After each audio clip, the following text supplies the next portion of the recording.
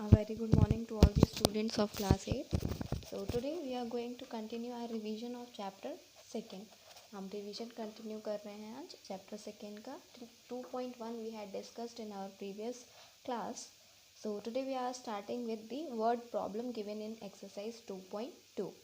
Before starting our word problem, we would like to discuss some examples given in your book. So open your page number 24 of maths book. Here it is given example 5. What should be added to twice the rational number minus 7 upon 3 to get 3 upon 7? So word problem को solve करने से पहले आपको ये बहुत important है कि आप उसको समझें कि what the question is saying. जो स्टेटमेंट लिखा है क्वेश्चन में उसका मतलब क्या है, उसको आपको कन्वर्ट करना आना चाहिए। So here it is given that what should be added to twice the rational number minus 7 upon 3. Twice the rational number मतलब कि 2 multiplied by minus 7 upon 3. So here it is given that twice the rational number minus 7 upon 3 is 2 multiplied by minus 7 upon 3. To get मतलब कि is equals to 3 upon 7.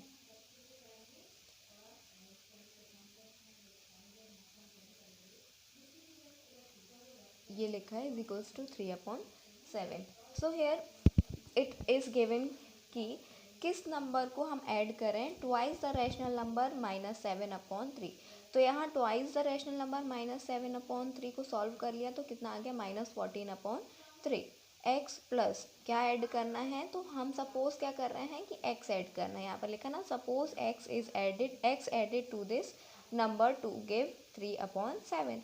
So x plus कौन सा number, ये वाला number minus 14 upon 3 is equals to 3 upon 7. फिर इसको आप solve कर लेंगे. हमने आपको बताया है कि कैसे सॉल्व करना है. आपको न्यूमेरिक टर्म को एक साइड लेकर जाना है और एक्स वाले टर्म को एक साइड लेकर आना है. तो यहाँ पर एक ही एक्स वाला टर्म है तो इसको हमने अपने राइट हैंड साइड में रखा और ये वाला जो टर्म था माइनस 14 अपॉन 3 इसको हमने अपने राइट हैंड साइड पर लेकर गए. राइट हैंड साइड पर यहाँ पर क्योंकि माइनस साइन था तो राइट हैंड साइड पर हम लेकर गए तो कैसा हो गया, पॉजिटिव साइन हो गया. अब हमें क्या करना है, we have to take LCM and solve it. जैसे हम नॉर्मल फ्रैक्शन को सॉल्व करते हैं वैसे हमें इसको सॉल्व करना होगा. And then you will get the value of x and the value of x here is 107 upon 21. So इस टाइप से हमें क्या करना है, क्वेश्चंस को सॉल्व करना है. अब आपको क्या करना है, आप बिना देखे एग्जाम्पल पढ़ कर के रिवीजन चल रहा है क्योंकि हमारा, और आपको हमने बोला रिवीजन होता है तो आप पहले से रिवाइज करके ही आएंगे तभी आपको समझ में आएगा. सो अब आपको क्या करना है, स्टेटमेंट को पढ़ कर के आपको उसका लिखना होगा कि कैसा आपका इक्वेशन बनेगा. So here it is given perimeter of rectangle is 13 centimetre. Perimeter given है, पेरीमीटर ऑफ रेक्टेंगल कितना है 13 सेंटीमीटर है. It's width is 2 whole 3/4 centimetre. Find its length. So हम सपोज क्या कर ले रहे हैं कि लेंथ कैसी है, length is equals to x, breadth is equals to, breadth given है, ब्रेथ कितनी है, इसमें को मिक्स्ड फ्रैक्शन को हम फ्रैक्शन में कन्वर्ट करते हैं. So 4 multiplied by 2 is 8, 8 plus 3 is 11, 11 upon 4. ये हमारे पास एल एक्स है, बी 11 अपॉन 4 है और perimeter is given 13 centimetre. So here will write perimeter. हमें क्या करना होगा, पेरीमीटर का फॉर्मूला लगाना पड़ेगा. पेरीमीटर ऑफ रेक्टेंगल का फॉर्मूला क्या है, 2 लेंथ प्लस ब्रेथ. पेरीमीटर कितना है 13 है, 13 is equals to 2 as it is, length कितनी है एक्स प्लस ब्रेथ कितनी है 11 अपॉन 4. ये आपका क्या हो गया, स्टेटमेंट हो गया. इस स्टेटमेंट को अब आपको क्या करना है, फर्दर सॉल्व करना है. सो इसको फर्दर सॉल्व करने के लिए हमने आपको बताया है कि जो मल्टीप्लाई में है वो डिवाइड में आ जाएगा. तो 2 मल्टीप्लाई में है तो डिवाइड में आ जाएगा. तो 13 अपॉन 2 हो जाएगा.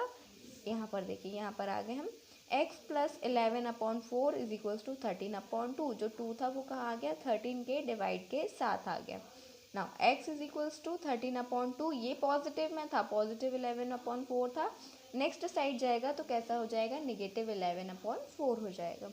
अब हम इसको सॉल्व कर लेंगे। हमने आपको बताया फ्रैक्शंस को जैसे हम सॉल्व करते रहे, एलसीएम लेते थे, डेनोमिनेटर्स को सेम करते थे और फिर न्यूमरेटर को सॉल्व करते थे, उस टाइप से हमें इन्हें सॉल्व करना है। जब आप इसको सॉल्व कर लेंगे तो आपको आंसर मिल जाएगा, और जो आंसर होगा वो क्या होगा, लेंथ होगी किसकी, रेक्टेंगल की।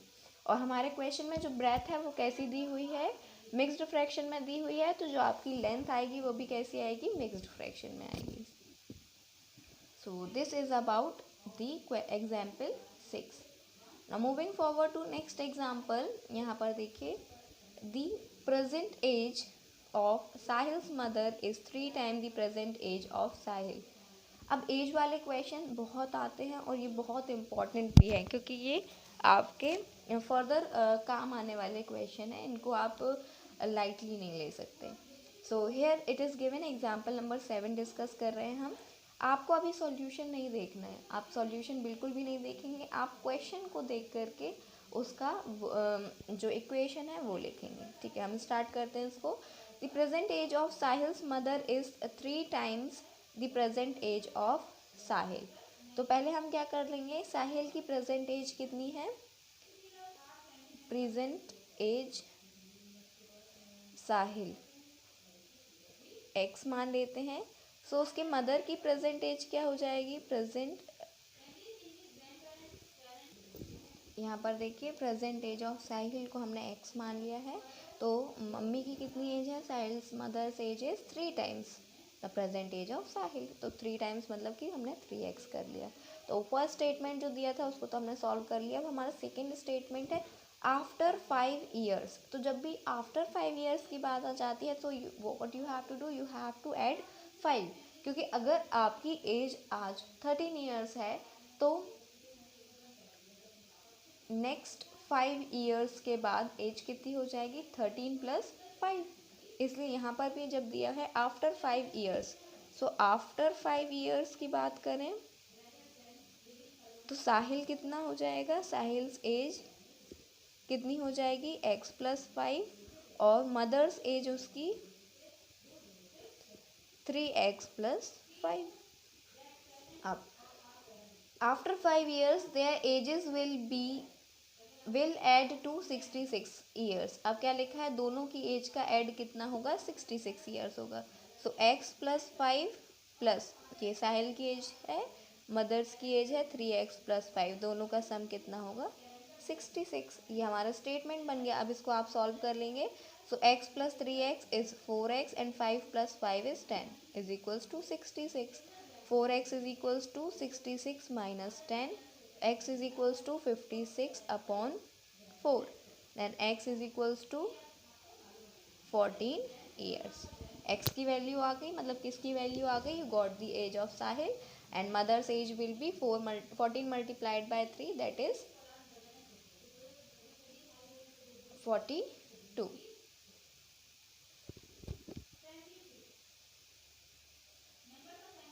So this is example number 7. Hope so कि अब आपको क्वेश्चन समझ में आ गए होंगे कि कैसे आपको सॉल्व करना है। एक और टाइप का क्वेश्चन है ये, इसको भी देख लीजिए आप, ये भी इम्पोर्टेंट है। Example number 9, the sum of 3 consecutive multiples of 11 is 363, find these multiples. So हमने आपको बताया कि कॉन्जिक्यूटिव नंबर्स क्या होते हैं, कॉन्जिक्यूटिव मल्टीपल्स क्या होते हैं। सो देखिए यहाँ पर कॉन्जिक्यूटिव नंबर्स की हम बात करें तो कॉन्जिक्यूटिव नंबर्स कैसे हो जाते हैं, x एक के बाद एक आने वाले number x, x + 1, x + 2, x + 3, ये हमारे क्या हो गए, कॉन्जिक्यूटिव नंबर्स हो गए। बट यहाँ हमें what is given in question, it is given that 3 consecutive multiple of 11। जब हम मल्टीपल ऑफ 11 की बात करेंगे तो हम क्या करेंगे, 11 के मल्टीपल को ऐड करेंगे, तो नंबर कैसा हो जाएगा, x, x + 11, x + 22, और इन सब का सम कितना है, 363 है। ये आपका स्टेटमेंट बन गया। अब इसको आप सॉल्व कर लेंगे, so you will get the value of x, और जब x की वैल्यू आप इसमें पुट अप कर देंगे then you will get the 3 consecutive multiples of 11। So this is all about the word problems. यही है वर्ड प्रॉब्लम्स का। वर्ड प्रॉब्लम्स में हमने आपको बताया कि अगर आपने क्वेश्चन को अच्छे से समझ लिया तो आपका सॉल्यूशन जो है वो डिफ़िकल्ट नहीं होगा।